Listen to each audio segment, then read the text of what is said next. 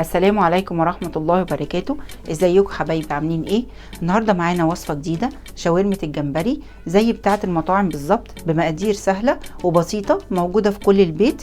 ولو اول مرة تشوفوني اعملوا لايك واشتركوا في القناة، ويلا بينا نشوف المقادير مع بعض.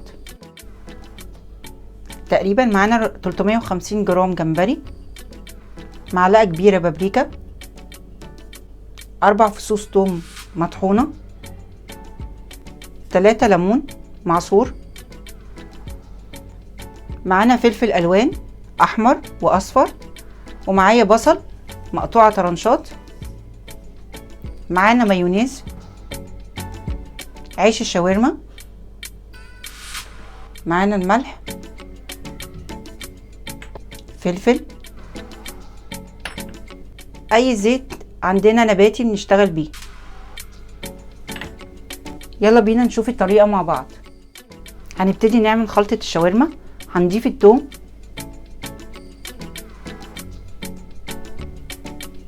بابريكا، الليمون، الزيت،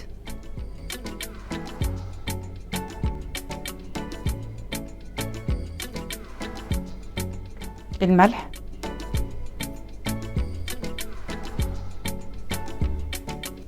فلفل،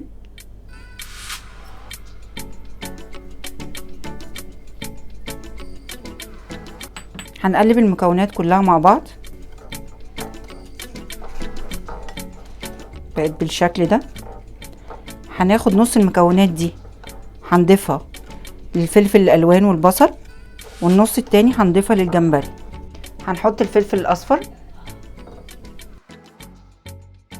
بعدين الفلفل الاحمر،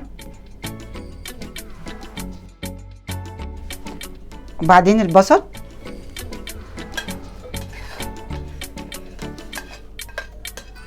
حطينا كل المكونات مع بعض.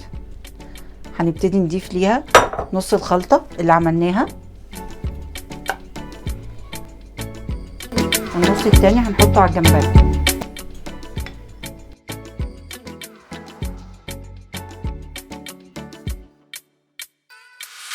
هنقلبها كويس مع بعض.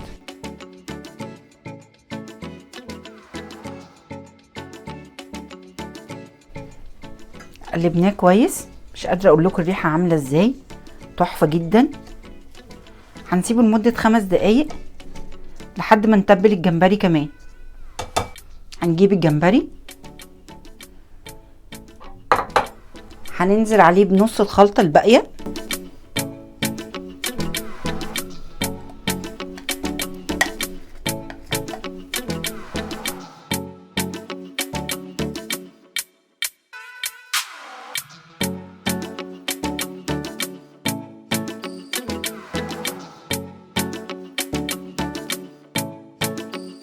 ده شكل الجمبري بعد ما تبلناه.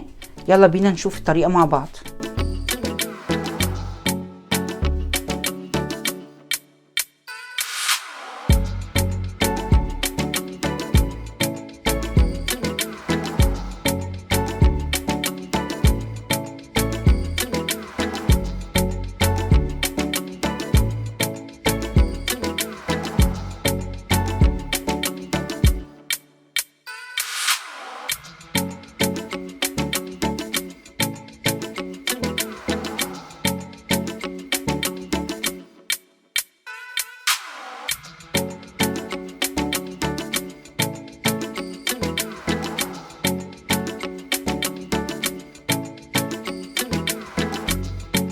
شلنا الجمبري واستعملنا نفس الطاسة، هننزل فيها بالفلفل.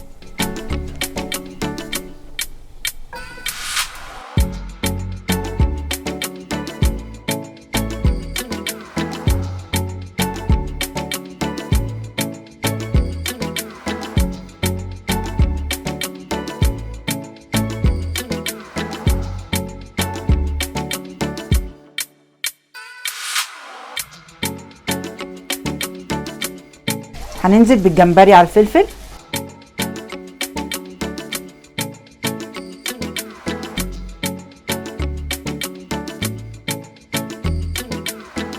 هنسيبه حوالي 10 دقايق كده الاتنين مع بعض، لان انا مش عايزه الفلفل يستوى قوي.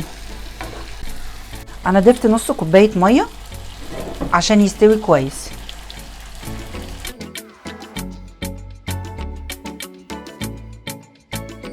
هنبتدي نسخن العيش على النار عادي جدا.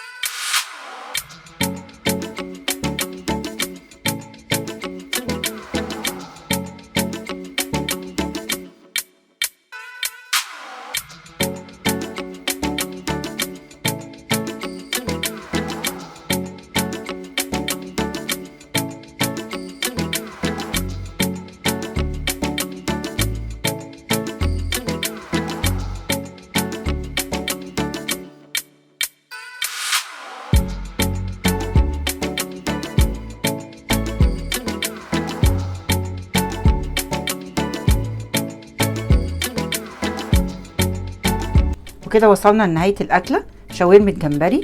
لو عجبتكم اعملوا لايك واشتركوا في القناة